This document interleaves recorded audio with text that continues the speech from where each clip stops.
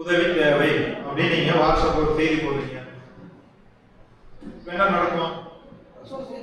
நம்மளை வரவேற்கக்கூடிய சமூக ஆர்வலர்கள், ஏன்னா அவங்களும் இந்த பிரச்சனையெல்லாம் பார்த்துட்டு தான் அந்த இடத்துல இருக்கிறாங்க, உடனே ஒரு பைக் எடுப்பாங்க, கூட ஒரு நண்பரை கூப்பிட்டுக்குவாங்க. அந்த குறிப்பிட்ட காவல் நிலையத்தினுடைய வாசலுக்கு வந்து ஒரு 50 பேர் வந்து நமக்காக நிற்பாங்க. இப்ப நாம மனு கொடுத்துருக்கிறோம், நம்ம மனு மேல விசாரிக்கிறாங்க. இப்ப அந்த காவல் நிலையத்தில் இருக்கக்கூடிய நம்ம ஏட்டையா என்ன பண்ணுவாரு? எட்டி பார்ப்பாரு, என்ன அந்த கும்பல் சமூக ஆர்வலர்கள் வந்திருக்காங்க, ஒரு யாரையே பத்தாது, ஊர்ல இருக்கிற எல்லா யாரையும் என்ன நிக்குது. மனுவை ஜெனியூனா விசாரிப்பாங்க, விசாரிக்க மாட்டாங்க. ஜெனியூனா நிச்சயமா விசாரிப்பாங்க. என்ன பண்ணுவாங்க? தலைவர் மேல கம்ப்ளைண்ட், தலைவர் பிரச்சனை வேற லெவல்ல இருக்கு, விசாரிச்சுவாங்க. தலைவர் நம்மள மாதிரி ஒத்தையா வருவாரா? இங்க தான் ஒத்தையா வரும். தலைவர் ஒத்தையா வருவாரா? வரமாட்டாரு. அவர் அடிப்படைகள் அல்லகையெல்லாம் ஒரு ஆட்டோல ஏறி போட்டுக்கிட்டு வருவாரு. அவர் ஒரு 50 பேர் எப்படி முன்னாடி ஆட்டோல ஒரு 50 பேர் நிக்கிறாங்க, நம்ம ஒரு 50 பேரை கூட்டிட்டு வரோம் அப்படின்னு கூட்டிட்டு வந்துட்டு உள்ள போவாரு. உள்ள போனோன்னு அப்படி கெத்தா சேர்லாம் கொடுப்பாங்க. தலைவர்கள், பஞ்சாயத்து தலைவர்ல நிறைய குடும்பங்கள்லாம் இருக்குல்ல, அந்த சேர்லாம் கொடுப்பாங்க. பார்த்தீங்கன்னா மரியாதையா ட்ரீட் பண்ணுவாங்க. கூப்பிட்டு சொல்லுவாங்க, தலைவர் பிரச்சனை வேற மாதிரி போயிட்டு இருக்கு, நீங்க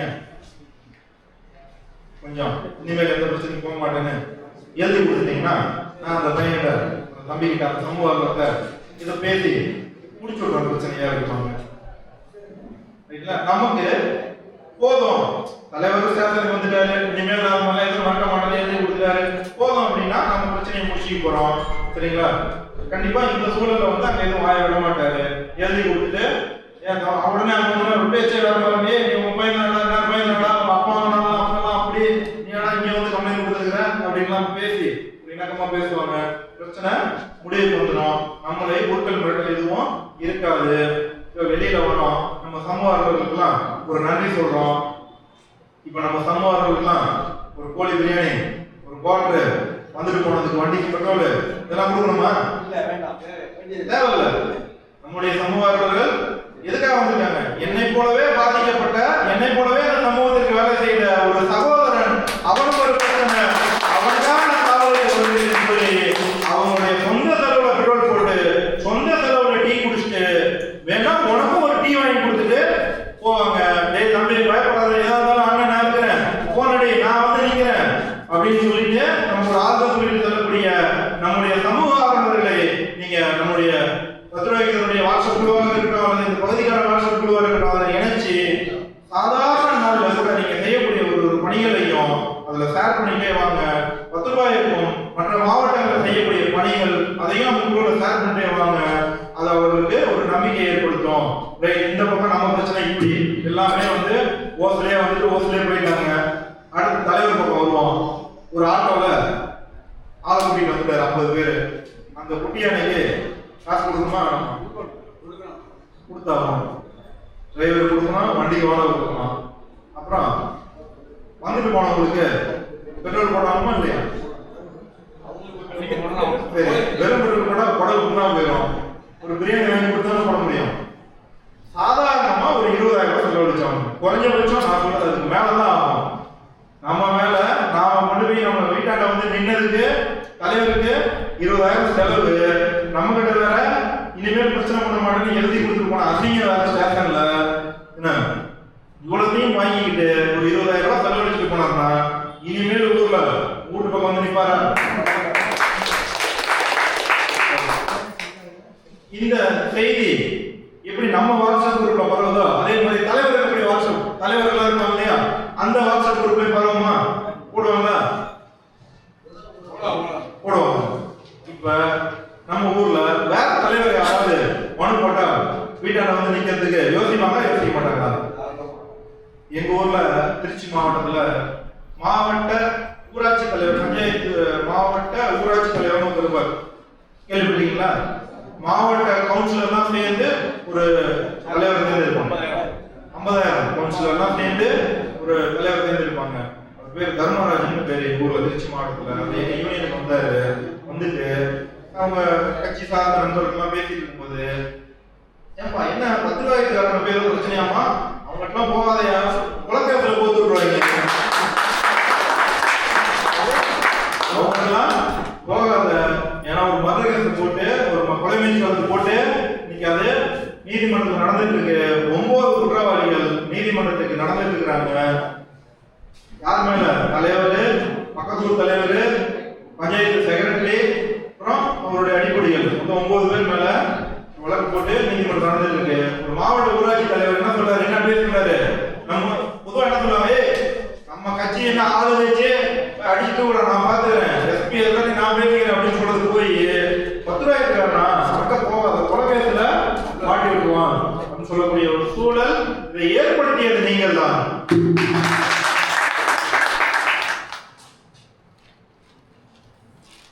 இப்ப நம்ம ஸ்டேஷனுக்கு போயிட்டோம், கம்ப்ளைண்ட் கொடுத்துட்டோம், வாபஸ் வாங்கல, போலீஸ் எஃப்ஐஆர் போட்டுமா? நாம கம்ப்ளைண்ட் கொடுத்துட்டோம், வாபஸ் வாங்கல, சரி நம்ம ஊர் தலைவர் மன்னிச்சு விட்டுட்டோம் ஃபர்ஸ்ட் இதுல. இப்ப வேணாம், வாபஸ் வாங்க போறதே இல்லை, நம்மள தலைவரான பார்த்து முடிவு பண்ணிட்டோம். ஸ்டேஷன் என்ன பண்ணுவாங்க? எஃப்ஐஆர் போட மாட்டாங்க. போடல அப்படின்னா நம்ம கவலையே போட வேண்டாம், நேரம் வாங்க. நம்ம அண்ணன் மோடி ஒரு அலுவலகத்தை நடத்திட்டு, என்ன அலுவலகம் இது? தபால் அலுவலகம். தபால் அலுவலகத்துக்கு போங்க, என்ன புகார் கொடுத்தீங்களோ அந்த புகாரை அப்படியே ரெடி பண்ணி ரிஜிஸ்டர் போஸ்ட்ல அக்னாலஜ்மெண்ட் கார்டோட காவல் நிலையத்துக்கு அனுப்புனர் உங்களுடைய முகவரி, பெறுநர் உயர்ந்த காவல் ஆய்வாளர் அவர்கள், மன்னார்குடி காவல் நிலையம், மன்னார்குடி, திருவாரூர் மாவட்டம் அப்படின்னு போட்டு என்ன நடந்ததோ அங்க என்ன புகார்ல கொடுத்தீங்களோ அதே புகார் அப்படியே ஒரு ரிஜிஸ்டர் போஸ்ட்ல அனுப்பிட்டு நீங்க பாட்டில் போயிட்டு ரெஸ்ட் எடுங்க, அடுத்த வேலையை பாருங்க. ஒரு 7 நாள் கழிச்சு நேரா நம்மளுடைய எஸ்பி மாவட்ட காவல் கண்காணிப்பாளர் இருக்காரு இல்லைங்களா, அவருக்கு அனுப்புனர் புகார்ல புள்ளிக்கமா கூட மாறக்கூடாது. வழக்கமா நீங்க என்ன பண்ணுவீங்க? நான் மன்னார்குடி காவலத்துல புகார் கொடுத்தேன், அந்த இன்ஸ்பெக்டர் அந்த எஸ்ஐ புகார் விசாரிக்காமல் என்னை புறந்தள்ளி விட்டார், எனவே உயர்ந்தீர் நீங்கள் புகார் மீது நடவடிக்கை. அதெல்லாம் எதுவும் வேண்டாம், ஐயா வணக்கம் அப்படின்னு போட்டு அங்க கீழே என்ன முகவரி, என்ன சரி புகார் கொடுத்தீங்களோ புள்ளிக்கமா கூட மாறாம அவர்கிட்ட ஒரு கம்ப்ளைண்ட் அங்க கொடுத்துட்டு நேரா ஒரு 30 நாள் வெயிட் பண்ணுங்க. ஏதாவது நடவடிக்கை எடுப்பாங்களா? எடுக்க மாட்டாங்க. ஏன்னா அவங்கள தபால் பொறுத்த வரைக்கும் எல்லாமே வருவாங்க, எழுதி வச்சுப்பாங்க, பொறுமையாக தான் நடவடிக்கை எடுப்பாங்க. நேரா நம்ம நீதிமன்றத்தின் மூலமாக நம்முடைய பஞ்சாயத்து தலைவர் யார் நம்ம தாக்க வந்தாங்களோ, யார் நம்ம வீட்டில் வந்து அசிங்கமா பேசினாங்களோ அவர்கள் மீது நாமளே எஃப்ஐஆர் போடுறோம். ஏன் போலீஸ் எஃப்ஐஆர் போடணும்? போலீஸ் எஃப்ஐஆர் போடாம விட்டுட்டு போகணுமா? நாம போட்டுக்கலாம். நாம போட்டுக்கிறத ஸ்டேஷன்ல போய் நோட் எடுத்து வந்து எழுதிக்கலாம்ங்களா? உள்ள போயிடும். நீதிமன்றத்தின் உத்தரவு பெற்று எஃப்ஐஆர் போடலாம். நம்மளுடைய பழைய சிஆர்பிசி 156(3) இப்ப இருக்கக்கூடிய இந்த வாயில நுழையாத BNSS பாரதிய நகரின் சுரக்ஷா சங்கீதா அப்படிங்கிற சட்டத்துல பிரிவு 175(3) கீழே நீங்க உங்க ஊர்ல அந்த காவல் நிலைய எல்லைக்குட்பட்ட ஒரு ஜுடிஷியல் மேஜிஸ்ட்ரேட் குற்றவியல் நீதிமன்றம் அநேக தாலுகால இருக்கும். புதுசா பிரிக்கப்பட்ட தாலுகாவா இருந்தா உங்களுடைய பழைய தாலுகால ஒரு குற்றவியல் நீதிமன்றம் இருக்கும். அங்க காலையில 10:30 மணிக்கு நீங்க அழகா ஒரு மனு உங்களுக்கு எப்படி தெரியுதோ சிம்பிளா தயாரிச்சுக்கீங்க. என்ன இந்த இது என்ன எழுதிக்கீங்க? சொன்ன இல்லையா, பாரதிய நகரின் சுரக்ஷா சங்கீதா, அந்த மாதிரி BNSS சட்டப்பிரிவு 175 உட்பிரிவு 3 கீழ் தாக்கல் செய்யும் மனு அப்படின்னு என்ன போட்டுக்கோங்க. உங்களுக்கு போட்டு அந்த நீதிமன்றத்துல நீங்க ஒரு மனுவை தாக்கல் செஞ்சீங்க அப்படின்னா நீதிமன்றம் உங்களுக்கு மாடல் என்ன அனுப்பி வைக்கிறோம், வாட்ஸ்அப்ல அனுப்பிச்சிடுவோம். நீதிமன்றம் எவ்வளவு நாள் வழக்கமா கோர்ட்டுக்கு போனா எவ்வளவு நாள் ஆகுங்க? வருஷ கணக்குல 2013 கேஸ்லாம் இருக்கு. சார் சொன்னாரு அம்பேத்கர் போட்ட கேஸ் இப்பதான் முடிஞ்சது அப்படின்னாரு முயற்சியில. எப்ப சார் முடிஞ்சது? அம்பேத்கர் எப்ப இறந்தாரு? எப்ப இறந்தாரு? அவர் போட்ட கேஸ் இப்ப 2014 தான் முடிஞ்சது. சொன்ன இல்லையா, நீதிமன்றத்தையும் காலதாமத்தையும் பிரிக்க முடியாதுன்னு. அப்ப நம்ம போட்ட கேஸ் என்ன ஆகும்? ஒரு கேள்வி இருக்கா? நியாயமான கேள்வி தானே. 20 ரூபாய்க்கு ஸ்டாம்ப் போட்டு ஒரு மனு கொடுக்க போறோம். நம்ம எவ்வளவு செலவாகும் ஒரு மனு தயாரிச்சு? இன்னும் எங்க மாடல்லாம் இல்லையா, கோர்ட்டுக்கு எதிர்த்து அப்படி பாத்தீங்கன்னா நாங்களே அட்வொகேட்லாம் டக்குன்னு பாத்தீங்கன்னா ஒரு எமர்ஜென்சி பெட்டிஷன் கொடுங்க அப்படிம்பாங்க. உங்களுக்கோசரம் வாய்தாம போவோம், என்ன ரொம்ப கடைசி நேரத்தில் வாய்தாம எமர்ஜென்சி பெட்டிஷன் கொடுங்க அப்படிம்பாங்க. நாங்க என்ன கையிலேயே வச்சு கலைவோம், நேரம் போவோம், ஆப்போசிட்ல கடை இருக்கும், அவங்ககிட்ட போயிட்டு இப்போ அந்த டீட்டெயில் ஒரு எமர்ஜென்சி பிடிச்சி அடிச்சு கொடுப்பா அப்படின்னா அடிச்சு கொடுப்பாங்க, 50 ரூபா 60 ரூபா வாங்குவாங்க. அது மாதிரி நீங்க போயிட்டு இது நான் போலீஸ் ஸ்டேஷன் புகார், இதுக்கு ஒரு பிரைவேட் கம்பெனி நான் கொடுக்குறேன், ரெடி பண்ணி கொடுங்கன்னா 100 ரூபா வாங்கிட்டு உங்களுக்கு அழகா அடிச்சு கொடுத்துருவாங்க. சரிங்களா? என்னெல்லாம் பண்ணணுமோ இல்ல புகார் இருக்கிற சங்கதியை போட்டு அடிச்சு கொடுத்துருவாங்க. இணைப்புல என்னென்னலாம் இருக்கும், நீங்க காவல் நிலையத்துக்கு அனுப்புன புகாருடைய ஒரு நகல் இருக்கும், அப்புறம் அக்னாலஜ்மெண்ட் கார்டு இருக்கும், எஸ்பி ஆபீஸ்க்கு அனுப்பிச்ச புகார் நகல் இருக்கும், அப்புறம் அக்னாலஜ்மெண்ட் கார்டு இருக்கும். இவ்வளவுதான் 4 டாக்குமெண்ட் தான் இணைக்க போறீங்க. அதெல்லாம் அது கூட வச்சு கொடுத்துட போறீங்க. 20 ரூபாய்க்கு ஸ்டாம்ப் போட்டிருக்கீங்க. கொடுத்து எவ்வளவு நாள் ஆகும்? 1951 கொடுத்து 2014 வரைக்கும் ஆக மாட்டா 14 நாட்கள். நீங்க கொடுத்த மனுவின் மீது நீங்க எந்த நீதிமன்றத்துல புகார் கொடுத்தீங்களோ குற்றவியல் நீதிமன்றத்துல 14 நாட்கள்ல நீங்க கொடுத்த மனுவில் முகாந்திரம் இருந்தால், நல்லா தெளிவாக கேட்டுங்க, உங்களுக்கு கொஞ்சம் பயிற்சி கொடுக்கணும். நீங்க கம்ப்ளைண்ட் கொடுக்கறதுக்கு முகாந்திரம் இருந்தால் 14 நாட்களுக்குள்ள நீதிமன்றம் உங்க மனுவை ஏத்துக்கிறதா தள்ளுபடி கொண்டதா ஒரு முடிவு எடுப்பாங்க. 99% மனுவை ஏத்துக்கிட்டு அந்த காவல் ஆய்வாளர் இருக்காரு இல்லையா, யாருக்கு நீங்க புகார் கொடுத்தீங்களோ அவங்கள இந்த மாதிரி செந்தில்குமார் கொடுத்த மனுவின் மீது எஃப்ஐஆர் பதிவு செய்ய கூறி எஃப்ஐஆர் டைரக்ஷன் அப்படிம்பாங்க, ஒரு உத்தரவு கொடுக்கும். குற்றவியல் நீதிமன்றம் ஒரு உத்தரவு கொடுக்கும். போலீஸ் எஃப்ஐஆர் பண்ணணும், நமக்கு அங்க போய் கெஞ்சிடுமா, நீங்க கால் எடுக்க நிக்கணுமா, இன்னைக்கு வா நாளைக்கு வா தலைவர் கூட்டிட்டு வா கவுன்சிலர் கூட்டு வா நிக்கணுமா, தேவையா? தேவையில்ல. காவல்துறை தடுக்க முடியுமா? நீங்களே உங்களுக்கு எஃப்ஐஆர் போட்டுக்கிறதுக்கு ஒரு எவ்வளவு செலவாகும் நினைக்கிறீங்க? நான் சொன்ன விஷயம் எல்லாம் பண்றதுக்கு ஒரு 200 ரூபாய் செலவாகும். அதிகபட்சம் 200 ரூபாய் செலவுல நீங்க உங்களுக்கு நடந்த அநீதிக்கு, உங்களை கெட்ட வார்த்தையில திட்டினவங்க மேல, உங்களை அடிக்க வந்தவங்க மேல உங்களால் ஒரு எஃப்ஐஆர் போட முடியும். ஏன் நம்ம பயன்படுறோம்? எதுக்காக வேண்டி போலீஸ்க்கு போய் நம்ம நிக்கணும்?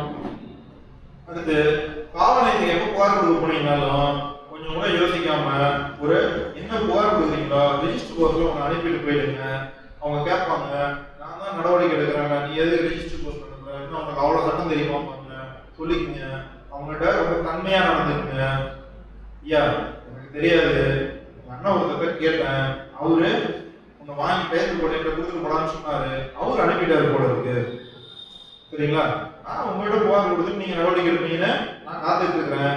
நம்ம வக்கீல் அனுப்பிட்டாரு, அண்ணாவதர் அனுப்பிட்டாரு, நமக்கு தெரிஞ்சவர் அனுப்பிட்டாருன்னு சொல்லி வழியை தூக்கி என்ன மேல போட்டு நீங்க உங்களை ஒரு சாதாரண நபராகவே அங்க போயிட்டு அவங்கள ஹேண்டில் அவங்க கிட்ட நடந்துக்குங்க. ஏன்னா அவங்களுக்கு கோபம், ரெஜிஸ்டர் போஸ்ட் அனுப்பிட்டீங்க, அடுத்து நீ என்ன பண்ண போற, அதிகாரிக்கு புகார் கொடுக்குறேன் மேல அப்படிம்பாங்க.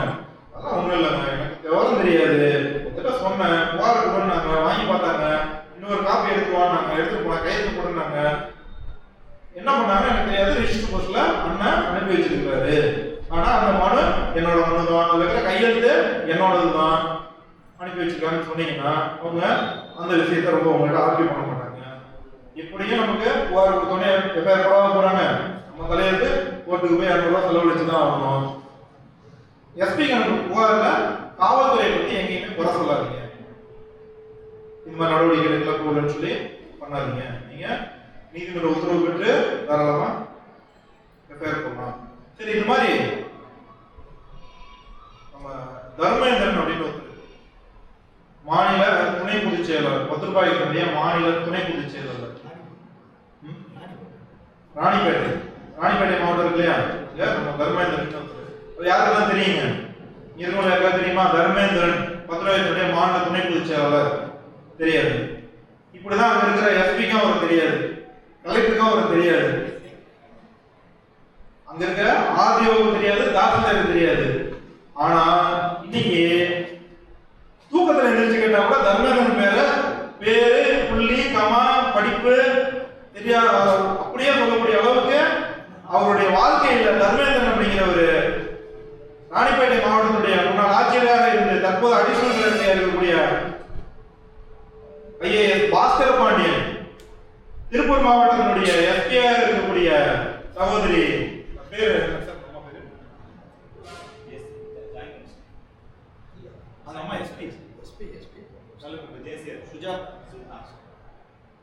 திருப்பூர் மாவட்டத்தினுடைய எஸ்பியாக இருக்கக்கூடிய சுஜாதா, சகோதரி சுஜாதா அவர்கள், இவங்கெல்லாம் தர்மேந்திரன் பேர இருக்கக்கூடிய ஆர்டிஓ, இருக்கக்கூடிய எக்ஸ்பர்ட், இருக்கக்கூடிய எஸ்ஐ, தாசில்தார் இவங்கெல்லாம் தர்மேந்திரன் பேர் தூக்கத்தில் எழுப்பி கேட்டீங்கன்னா கூட தர்மேந்திரனா அப்படிம்பாங்க.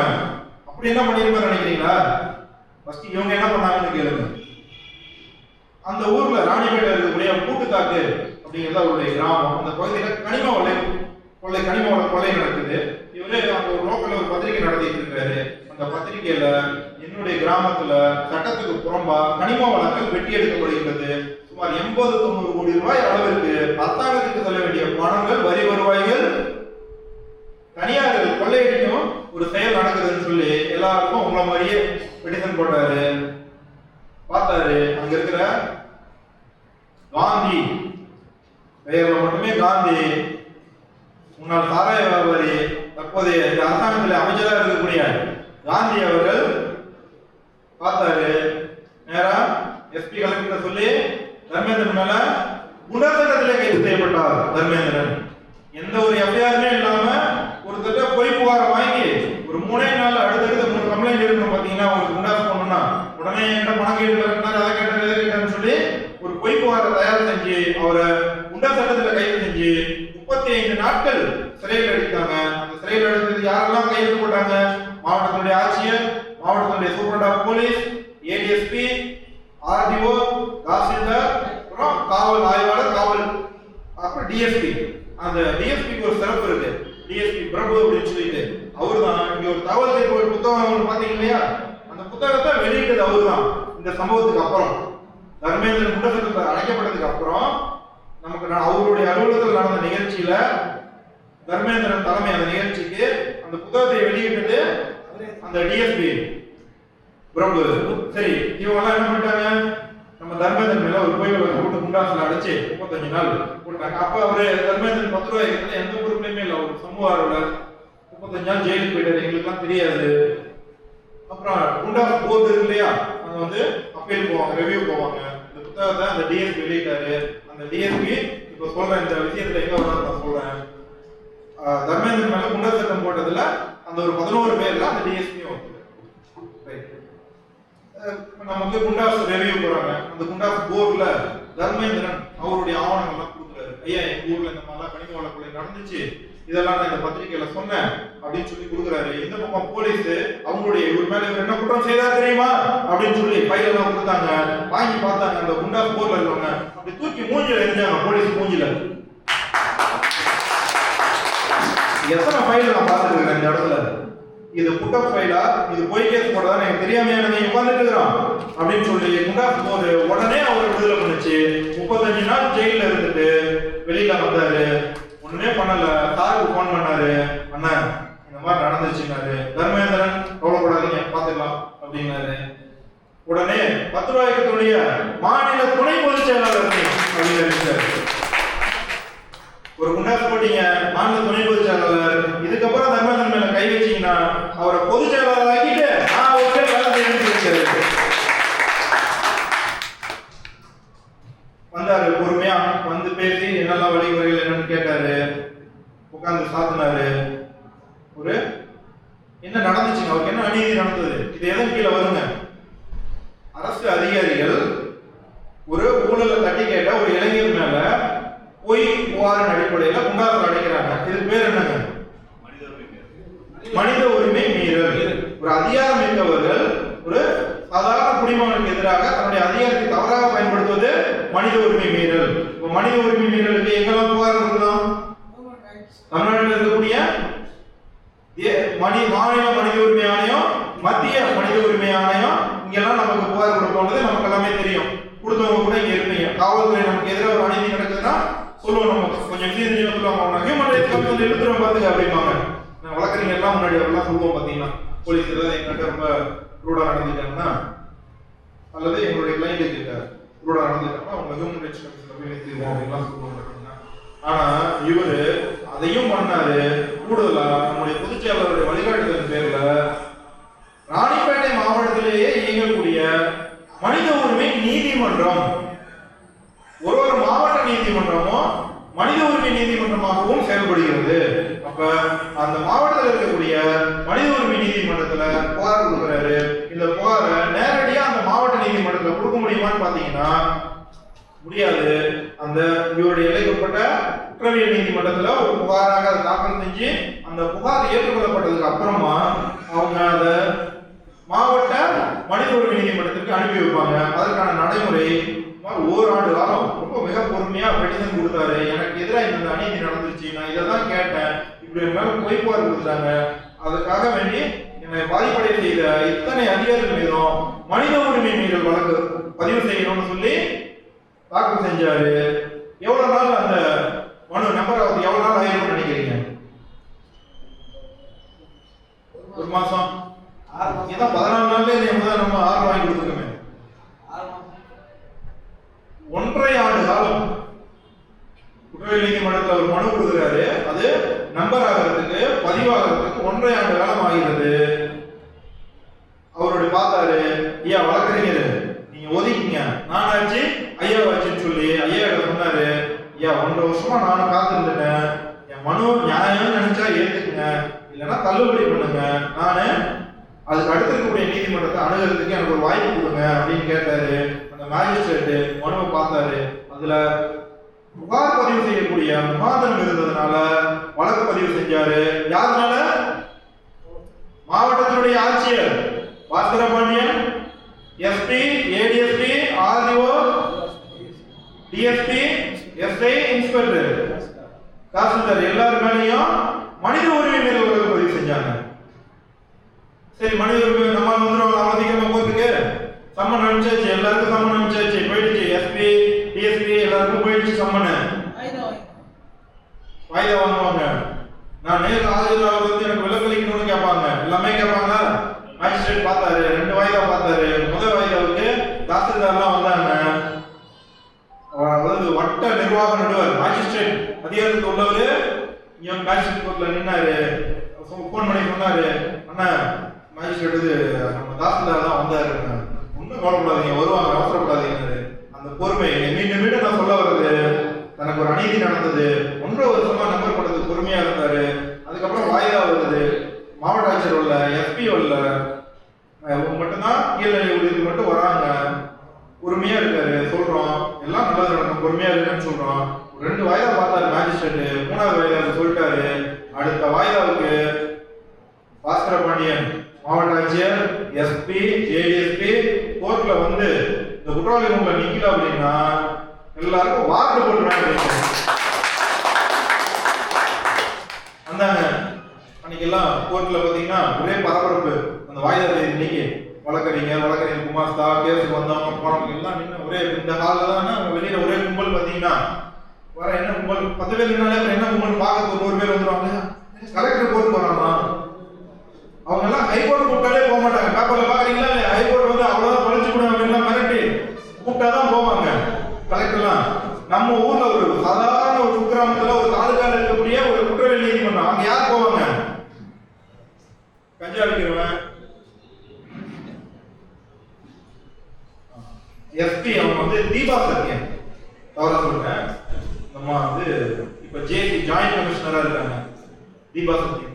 அவங்க தான் அந்த குண்டாஸ் போட்டப்ப அந்த மாவட்டத்தினுடைய சூப்பர்டா போலீஸா இருந்தாங்க. இதெல்லாம் நடந்தது எப்பன்னு கேட்குறீங்களா? ஒரு 20 நாள் முன்னாடி. 20 நாள் முன்னாடி ஒரு வாய்தா வந்துச்சு. அதுக்கு கலெக்டர் எல்லாம் வரணும்னு சொல்லிட்டாங்க. ஒரே கும்பல் அங்க நம்ம ஒரு கிராஸ் பெல் போட்டு ஒரு டவல் இருப்பார் இல்லையா, வந்துருக்கீங்க இல்லையா, கூப்பிடுறாரு. A1 பாஸ்கர பாண்டியன், பாஸ்கர பாண்டியன், பாஸ்கர பாண்டியன் குற்றவாளி முன்னாடி A2 தீபா சத்யன், சூப்பர்டா போலீஸ், தீபா சத்யன், சூப்பர்டா போலீஸ் கூப்பிட்டாங்க. ஏடிஎஸ்பி, ஏடிஎஸ்பி, டிஎஸ்பி கூப்பிட்டாங்க. A1, A2, A3, A4 கால் பண்ணும்போது பாத்தீங்களா கோர்ட்ல? அவன் நல்லா கலெக்டரோட சத்தமா கூப்பிடுறான் பாத்தீங்கன்னா. ஏன்னா சாதாரண கோர்ட்டு யார் வருவான்?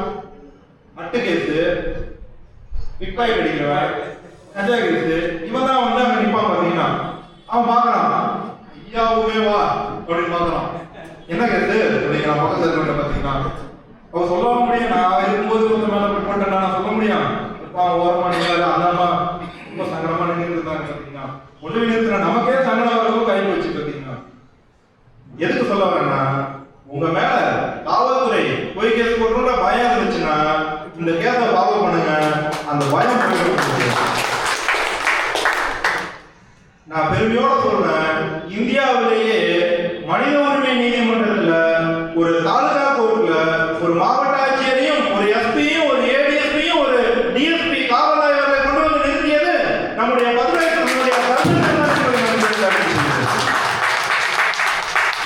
அதுக்கு அடுத்தபடியா இப்ப திண்டுக்கல்ல பிடிஓ எஸ்ஐ அவங்கலாம் போய் நின்று இருக்கிறாங்க.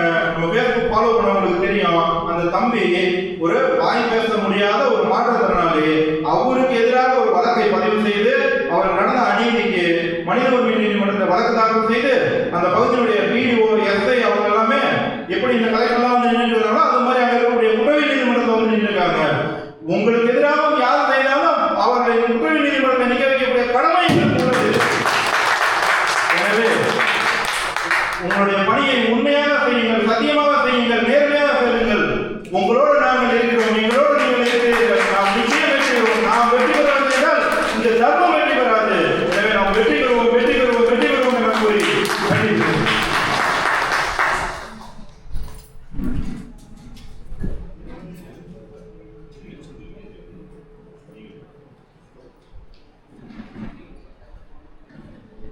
நன்றி. நண்பர்களே, ஒரு வழக்கு செய்தி சொன்னார். ஒரு சமூக ஆர்வலர், ஒரு தகவல் ஆர்வலர், ஒரு மனித உரிமை போராளி, ஒரு பத்திரிகை ஆசிரியர் தன்னுடைய கிராமம் நன்றாக இருக்க வேண்டும், கனிம வள கொள்ளைக்கு எதிராக போராடினார். குண்டாஸ் தான் உயர்ந்தபட்சம் இந்த அதிகார அமைப்பு இருக்கிற சட்டப்பிரிவு. குண்டாஸ் போட்டு பார்த்தாங்க. வழக்கமா இந்த அரசாங்கம் என்ன எதிர்பார்க்கணும் அப்படின்னா, உடனே சமூக அக்கறை கொண்டவர்கள், மனித உரிமை போராளிகள், சட்டத்தின் மீது நம்பிக்கை கொண்டவர்கள், நாமளா தேர்வுக்கு கோஷம் போடுவோம் அப்படின்னு எதிர்பார்ப்பாங்க. உங்க பகுதி இடதுசாரி சிந்தனையாளர் அதிகமாக இருக்கிற பகுதி, இங்க ஒரு வழக்கமாக வார்த்தை சொல்லுவோம், அரசு பயங்கரவாதம். அரசு இந்த வார்த்தையை நீங்க அடிக்கடி கேட்டிருப்பீங்க. எங்க ஊர்ல கொஞ்சம் கம்மியா கேட்டிருப்போம். டெல்டா மாவட்டங்கள்ல ஆமா அரசு பயங்கரவாதம். அரசு வார்த்தை கேட்டுட்டீங்களா? நாங்கள் சொல்லுவோம் நினைச்சாங்க, நான் சொல்லவே மாட்டேன். இந்த அரசு, இந்த சட்டம், இந்த நீதிமுறை, இதன் மீது எங்களுக்கு நம்பிக்கை இருக்கின்றது. காவல்துறையினுடைய நண்பன், நீதிமன்றத்தில் நீதி கிடைக்க